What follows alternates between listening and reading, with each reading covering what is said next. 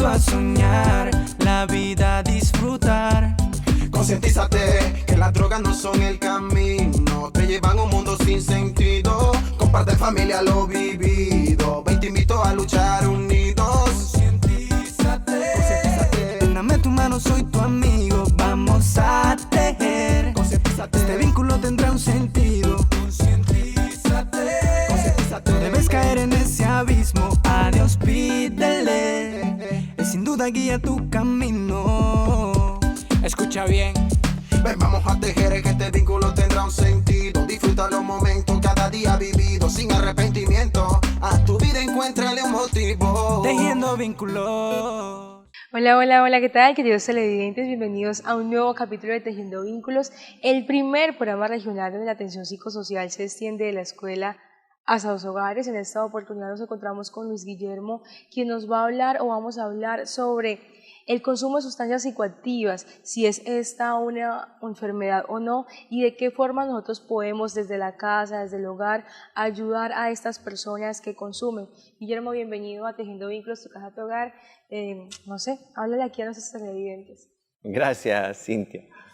Bueno, el consumo de sustancias psicoactivas efectivamente es una enfermedad, y es una enfermedad porque afecta las relaciones, afecta el cuerpo y afecta también la productividad de las personas. Entonces, lo que te está impidiendo relacionarte de manera adecuada, lo que está impidiendo que te desenvuelvas bien en el trabajo y que además está dañando tu cuerpo, es definitivamente una enfermedad. Por eso decimos que sí es una enfermedad el consumo de sustancias psicoactivas. ¿De qué forma entonces esta enfermedad te ataca física, emocionalmente? O sea, ¿cómo le podemos evidenciar? ¿Lo podemos ver? ¿Es palpable? ¿Cómo es? ¿Cómo funciona? Bueno, lo que pasa es que cuando una persona empieza a consumir, empieza a desarrollar una relación con esa sustancia. Fíjate que el problema del consumo, y los últimos estudios están tendiendo a eso, a que es un problema de relaciones. Y esto es supremamente importante porque en el pasado se pensó que una medida terapéutica era aislar al paciente. Entonces, cuando alguien estaba consumiendo, sus amigos no le volvían a hablar, su familia no le volvía a hablar, lo rechazaban, pensando que castigándolo de esa manera, el consumo iba a detenerse. Pero lo que cada vez más se está descubriendo es que hay un vínculo con la sustancia que es más allá de físico, sino que se empieza a convertir en un vínculo emocional. Entonces, la persona se está relacionando con una sustancia, obteniendo placer en una relación con una sustancia, a lo mejor porque en otras áreas de su vida, en otras relaciones de su vida, no ha encontrado esa satisfacción que sí le brinda la sustancia. Luego, lo que podríamos hacer como algo muy terapéutico es ofrecerle a estas personas espacios seguros para relacionarse. Guillermo, ¿y de qué forma entonces nosotros como familia o que estamos allegados a esta persona que está consumiendo y está pasando por este momento de su vida, podemos empezar a ayudarlo? Podemos ayudar a transformar un poco esa realidad que vive en su vida. Bueno, el consumo genera una dependencia física y una dependencia emocional. La dependencia física es esa necesidad que tiene el cuerpo de la sustancia. La dependencia emocional es esa necesidad psicológica que yo voy desarrollando de esa sustancia, porque pienso que me siento mejor con ella, porque pienso que es mi refugio, porque pienso que la necesito. Eso te iba a preguntar, tú como persona, ¿cuándo te das cuenta realmente que ya estás empezando a ser dependiente y necesitas esa droga? Entonces, a eso voy, porque para los procesos de rehabilitación eso es supremamente importante. Digamos que hay unos pasos para llegar a salir del consumo. Y esos pasos son clave a la hora de hacer intervención o de saber cómo la familia puede ayudar, cómo le puedes ayudar a un amigo, cómo le puedes ayudar a una persona que conozcas a salir de las drogas. La primera etapa del consumidor se llama una etapa precontemplativa. ¿Qué es eso? Es donde el consumidor siente, primero, que no tiene un problema, y segundo, que los beneficios de consumir son mayores que los beneficios que hay en no consumir. Entonces, en esta etapa ellos no quieren dejar de consumir. En esta etapa todo el mundo está equivocado, menos yo. En esta etapa ellos están pensando más en que los demás me están criticando, me están diciendo que soy una mala persona porque consumo, están hablándome de que deje de consumir, pero es porque no me entiende, pero el consumo a mí no me hace daño.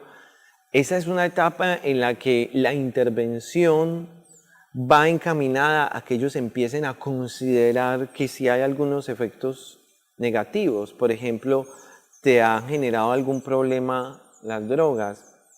En el trabajo te han visto consumiendo, en tu casa te ha generado algún problema en las relaciones el que estés consumiendo, económicamente eso te ha generado algún lío.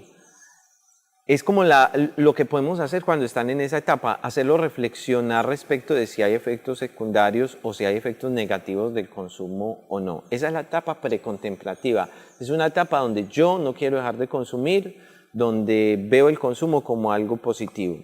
Después viene una etapa que se llama la etapa contemplativa, y en esta etapa como que se van igualando las cargas, los beneficios de consumir y los beneficios de no consumir se van igualando, o los efectos negativos con los efectos positivos.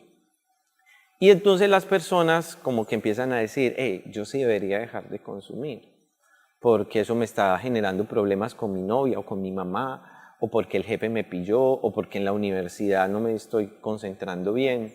Está viendo la afectación ya real en su vida. Exacto. Entonces, en este momento, las personas empiezan a intentar dejar de consumir por ellos mismos. Voy a dejar de consumir por 15 días, voy a dejar de consumir por un mes. Y lo que ellos encuentran es que en realidad no pueden cumplir esas metas que ellos mismos han establecido. O a veces las cumplen, pero inmediatamente vuelven al consumo. Entonces ¿Por qué es tan difícil entonces? Claro, empieza a generarse en ellos esa sensación de yo estoy al control, porque esa es una de las mentiras de las drogas, que yo lo controlo, yo sé hasta dónde, yo sé hasta cuándo, no hay ningún problema con el consumo, pero en realidad sí hay un problema y no lo estás controlando, la droga te controla. Entonces se dan cuenta que en esas metas que ellos mismos se ponen, no pueden cumplir las metas, o inmediatamente terminan una meta, empiezan a consumir nuevamente, porque una cosa es consumir por el placer que me genera el consumo, pero con el tiempo el adicto empieza a consumir es por el displacer que le genera no estar consumiendo. O sea, estoy consumiendo y me genera placer, pero cuando no estoy consumiendo empiezo a sentir una sensación de necesidad de la sustancia, de angustia, de dolor, de desesperación, de dolor de estómago, de nerviosismo, y entonces para evitar ese malestar ellos consumen. Entonces fíjense cómo ahí no están consumiendo porque la sustancia les genera placer, sino para lidiar con los síntomas negativos que les genera el no haber consumido. Y ese es un marcador muy importante de una persona que está adicta. Entonces íbamos en la etapa precontemplativa, en la contemplativa, y luego viene la etapa de acción, donde las personas, o de determinación, donde las personas ven que hay más beneficios en dejar de consumir que en seguir consumiendo. Esta etapa es muy importante porque es la etapa donde uno los empieza a motivar a hacer cambios reales en su vida, de disminución del consumo, de evitar los ambientes que le atraen o los ambientes que los llevan a consumir, porque Cintia, hay un consumo que también es un consumo social, y el consumo social es cuando yo normalmente no consumiría en mi casa o con mi familia o en ciertas situaciones, pero cuando voy a un lugar específico o estoy con una persona específica o estoy con unos amigos, ellos me invitan al consumo y yo ya no me puedo negar para hacerme al ambiente. Guillermo, yo te invito a que hagamos una pequeña pausa y ya regresamos con más información aquí en esta su casa, su hogar, y me gustaría que arrancáramos esta segunda parte del programa hablando sobre en qué consisten estos tratamientos para estas personas y cuál es el papel fundamental que juega la familia en el consumo de un drogadicto. Ya volvemos con más aquí en Tejiendo Vínculos. Ven, te invito invito a soñar, la vida a disfrutar. Concientízate que las drogas no son el camino, te llevan a un mundo sin sentido. Comparte familia lo vivido, ven te invito a luchar unidos. Concientízate, dame tu mano, soy tu amigo, vamos a tejer. Concientízate, este vínculo tendrá un sentido. Concientízate, no debes caer en ese abismo, a Dios pídele, Él sin duda guía tu camino. Escucha bien. Ven, vamos a tejer que este vínculo tendrá un sentido. Disfruta los momentos cada día vivido sin arrepentimiento. A tu vida encuéntrale un motivo. Tejiendo vínculos.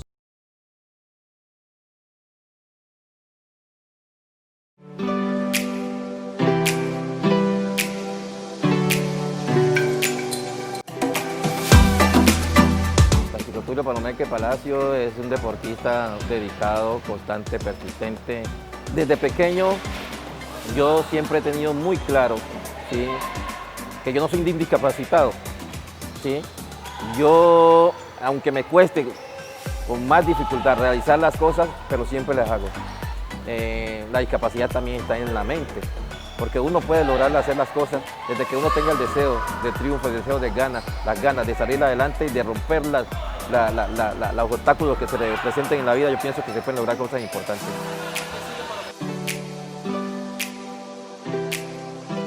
Campaña de la Gobernación del Chocó a través del Fondo Mixto en su proyecto Escuela de Paz y Convivencia. Ven, te invito a soñar, la vida a disfrutar. Concientízate que las drogas no son el camino, te llevan a un mundo sin sentido. Comparte familia lo vivido, ven te invito a luchar unidos. Concientízate, dame tu mano, soy tu amigo, vamos a tejer. Concientízate, este vínculo tendrá un sentido. Concientízate, no debes caer en ese abismo, a Dios pídele, Él sin duda guía tu camino. Escucha bien. Ven, vamos a tejer que este vínculo tendrá un sentido. Disfruta los momentos cada día vivido sin arrepentimiento. A tu vida encuéntrale un motivo. Tejiendo vínculos. El acompañamiento, el estar ahí constante y apoyar a esa persona que está en tu casa o a ese amigo que está padeciendo y pasando por un momento que termina siendo no tan positivo ni tan bueno para su vida, yo creo que es una parte fundamental. Por eso, Guillermo, como decíamos anteriormente, contémosle aquí a los televidentes de Tejiendo Vínculos en qué consisten los tratamientos para esas personas drogadictas. Bueno, entonces estábamos hablando de esas etapas para dejar de consumir o las etapas por las que atraviesa el consumidor. Y la etapa siguiente, porque ya hablamos de la precontemplativa, que es cuando ellos no quieren dejar de consumir porque hay más beneficios en consumir que en no hacerlo.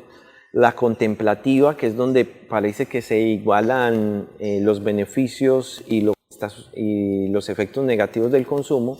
La de determinación, que es cuando la persona ya quiere dejar de consumir porque efectivamente está viendo un deterioro en su vida.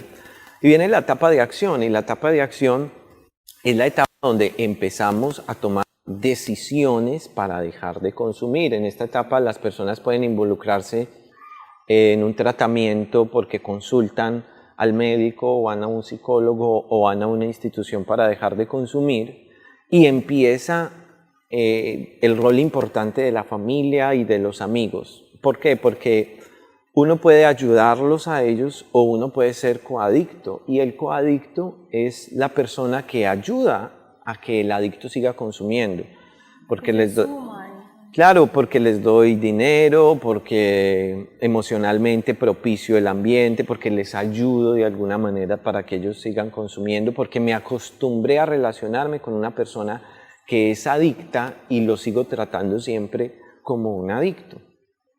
Luego, es muy importante, entendiendo estas etapas, que nosotros no queramos coger a una persona y pasarla de una vez a la etapa de abstinencia, sino que uno tiene que identificar en qué etapa está esa persona y ayudarle a dar el siguiente paso. O sea, si están en una etapa precontemplativa, yo tengo que ayudarlo a reflexionar para que por lo menos llegue a una etapa contemplativa, donde él empiece a pensar, hey, sí, hay efectos negativos de consumir y empiezo a aceptar esos efectos negativos. Cuando una persona está ya en esa etapa, entonces yo le puedo ayudar a pasar a la siguiente etapa, que es a la etapa de la determinación, donde cada vez va evidenciando más que hay efectos negativos del consumo. Entonces, un error muy común es que yo veo a alguien consumiendo y quiero llevarlo de una vez a la abstinencia, a que deje de consumir. No, lo que tenemos que hacer es llevarlo al siguiente paso. ¿Cómo ayuda a la familia? La familia ayuda no rompiendo los vínculos emocionales con la persona que está en el consumo. Es decir, tenemos que mostrarle nuestro apoyo, sigue siendo mi hijo, sigue siendo mi hermano, sigue siendo mi primo, sigue siendo mi mamá, mi papá, voy a estar ahí para ti, quiero apoyarte en esto, mostrarle el amor, pero ponerle límites. O sea, no aislarnos.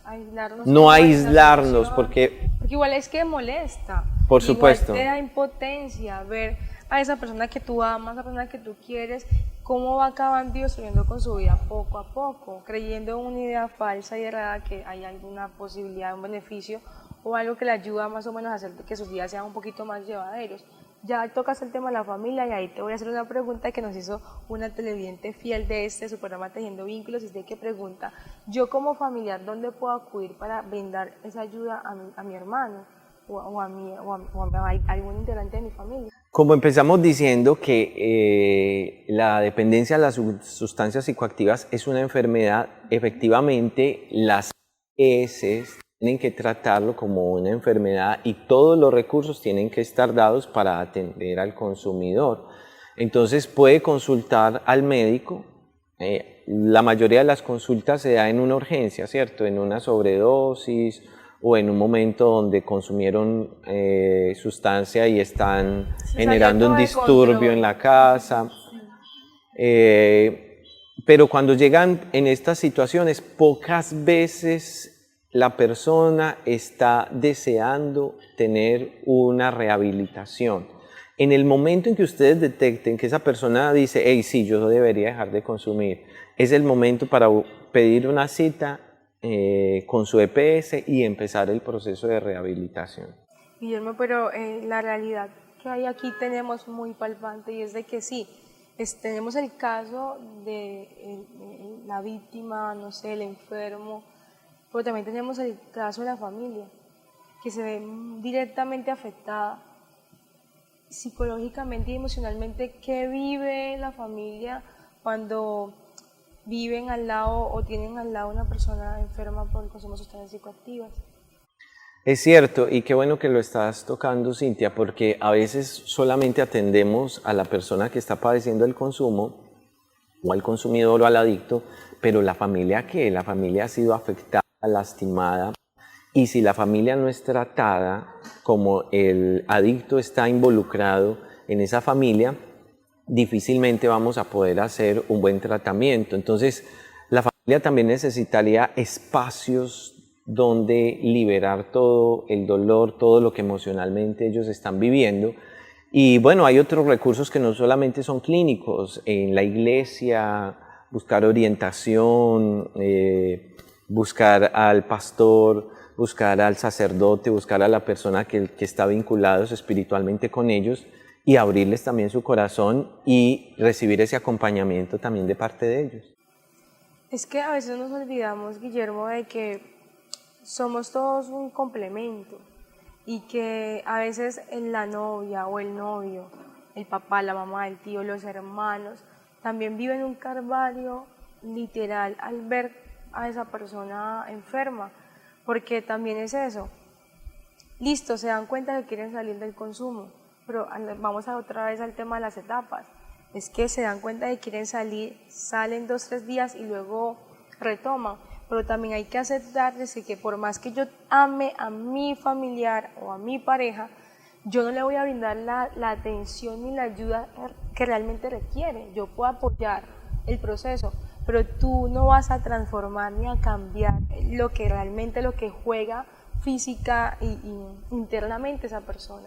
Entonces ustedes, creo yo, que podrías hablarle un poquito a nuestros televidentes de por qué debe ser una ayuda especializada o no centrarnos solamente en la casa, yo te amo y yo te quito el dinero, te quito las herramientas para que no consumas, te encierro. No, va mucho más allá todo este proceso. La recaída es muy importante. La recaída no es un fracaso. Ahorita lo estabas mencionando. ¿Qué pasa cuando recaen? La recaída hace parte de todo este ciclo y en la recaída se pueden hacer reflexiones muy interesantes de qué está fallando que volviste al consumo, qué es lo que te está llevando a consumir. Si hay algo físico, que generalmente las adicciones, como generan una dependencia física, necesitan que la atienda un médico.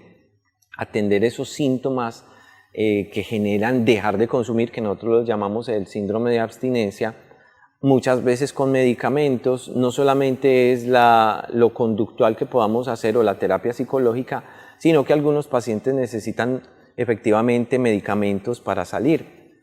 Entonces, en ese orden de ideas, las personas necesitan una ayuda especializada para hacer una rehabilitación buena. Fíjate que se ha encontrado que las mejores instituciones de rehabilitación son en las que se genera una hermandad, instituciones donde las personas ingresan y con todos los que están allí en proceso de rehabilitación se forma un vínculo estrecho, ellos empiezan a relacionarse de una manera efectiva y eso ayuda a que dejen de consumir. Otro factor que ayuda muchísimo para dejar de consumir es la estructura. El consumidor se vuelve desorganizado.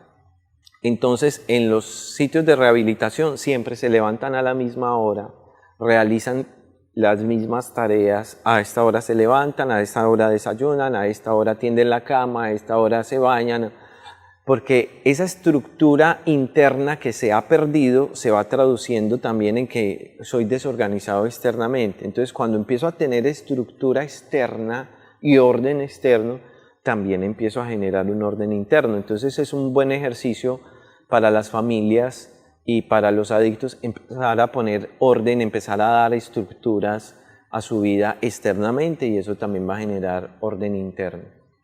Y lo otro que quería decir es que muchas veces cuando los papás detectan el primer consumo de los hijos, no es el primer consumo. A lo mejor ellos van a decir, sí, es la primera vez que lo probé, yo nunca había probado eso, no lo voy a volver a hacer. La mayoría de los casos, el 90% de las veces, cuando un hijo dice que fue el primer consumo, no fue el primer consumo, ya ha consumido varias veces. Y más allá de enojarnos, de castigarles, de pegarles por lo que hicieron, es que evaluemos con quién estabas, qué estabas haciendo. ¿Estabas manejando o no? ¿Estabas poniendo en riesgo tu vida? ¿Con qué personas estabas? ¿Quiénes son de tus amigos los que están consumiendo? Exactamente, porque entonces ahí es donde vamos a intervenir en ese entorno que está empujando a este joven o a este niño, porque ahora el primer consumo en nuestro país y en nuestro medio se dan niños también. Exactamente, desde los 9 años ya pueden estar consumiendo, entonces ayudarles también a ellos que están a tiempo de tomar decisiones sabias en sus vidas. Guillermo, lastimosamente, tú sabes que el tiempo se nos va volando, pero yo no quisiera finalizar antes de que muy puntualmente, de acuerdo a tus experiencias profesionales, habláramos sobre la gente cuando se habla de consumo de sustancias psicoactivas, se piensa en la marihuana, cocaína, éxtasis y infinidad, pero no se habla del alcohol. Y acá en nuestro departamento se ve mucho. Y la gente, es que yo me tomo una cervecita diaria, yo me tomo 2 traguitos, media, una botella, hasta que eso también puede ser una adicción. Por supuesto, creo que esa es la droga más común en nuestro medio, la que socialmente más toleramos porque todo el mundo lo hace. Los papás inician a los hijos en el consumo de alcohol, los invitan desde muy pequeños a consumir alcohol, pero es una de las drogas más letales desde el punto de vista social, los problemas que genera el consumidor, el borracho, y desde el punto de vista físico, el licor empieza a dañar el cerebro, el licor daña el hígado, el licor daña los testículos, y fíjate que yo me he encontrado también que para muchos pacientes la motivación adecuada no es solamente la salud física, sino la salud sexual.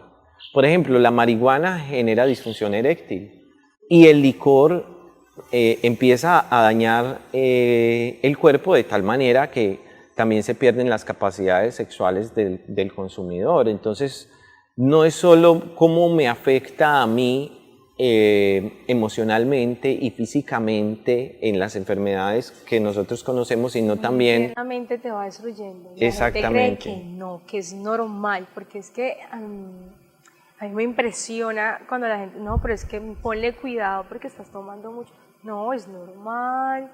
Todos los fines de semana, viernes, sábado y domingo, tomarse traguito, todo. Son temas que nos da para tratarlos y, como siempre te digo, Guillermo, hay que hacer un análisis de cuáles son las temáticas que nos toca alargar y hacer varios capítulos, porque definitivamente se nos quedaron un montón de preguntas que ustedes, que Dios Televidente, hicieron, y gracias nuevamente por conectarse con nosotros en esta su casa, su hogar, tejiendo vínculos, pero no nos da el tiempo, no nos da el tiempo. Entonces yo quiero el día de hoy, como siempre, mandarles una invitación antes de finalizar, y es que recuerden que todos los días tenemos la oportunidad, o sea, es un nuevo inicio, es una nueva forma para cumplir, para soñar, cada sueño, cada meta. Nunca es tarde, queridos televidentes. Y Tejiendo Vínculos es la casa y el hogar de todos ustedes. Este programa lo construimos juntos. Los invito a que nos escriban por medio de nuestro fanpage @Tejiendo Vínculos sus preguntas, sus inquietudes. Si están pasando por un momento crítico, quizás hay un psicólogo constantemente 24/7 esperándolos ahí, atento. Les mando muchísimos besos. Recuerden que este programa llega gracias a la Gobernación del Chocó, al Fondo Mixto en su proyecto de Escuela de Paz y Convivencia y a la Agencia de Desarrollo Local Tatama. Besos nuevamente. Chao, chao.